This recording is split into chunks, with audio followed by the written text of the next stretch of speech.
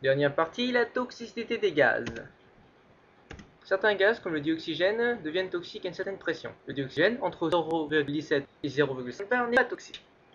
À 0,5 bar, il devient ce qu'on appelle l'hyperoxy en G. Cette hyperoxie est due à l'action des radicaux libres présents dans l'air. Ces radicaux sont nocifs pour l'organisme. Nous possédons une limite de régulation pour pouvoir les gérer. Or, si la pression partielle du dioxygène excède 0,5 bar, la quantité de radicaux libres est trop importante pour notre organisme. Les mécanismes de régulation ne sont plus efficaces car trop débordés. Cela entraîne des problèmes cérébraux et pulmonaires. Pour ce qui est des problèmes cérébraux, aussi appelés effets Popert, se caractérise lorsque la pression partielle du dioxygène excède 1,6 bar par une crise hyperoxique, une crise convulsive, avec une perte de connaissance. Les problèmes pulmonaires, aussi appelés effet Lorentz-Smith, apparaissent au-delà de 0,5 bar. Ils se caractérisent par l'inflammation des alvéoles du poumon.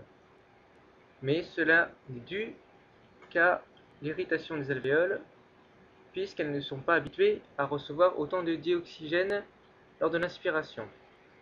Or, ces effets ne se ressentent qu'après 2 heures de plongée et ne sont vraiment importants qu'après 6 heures. Cette inflammation n'est donc qu'à l'état théorique, puisque une plongée ne dure environ pas plus de 3 heures.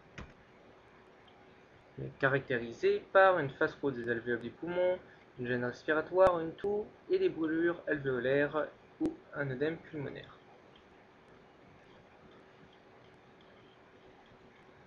Pour ce qui est des autres gaz, comme l'azote, au-delà de 5,6 bar entraîne la narcose, ou aussi appelée ivresse des profondeurs, car les symptômes qu'elle présente sont les mêmes qu'une personne qui serait apparemment ivre. Or, 5,6 bar correspond à une profondeur plutôt importante. Encore une fois, cette toxicité de l'azote n'est qu'à des cas théoriques puisqu'elle n'a pas vraiment été expérimentée.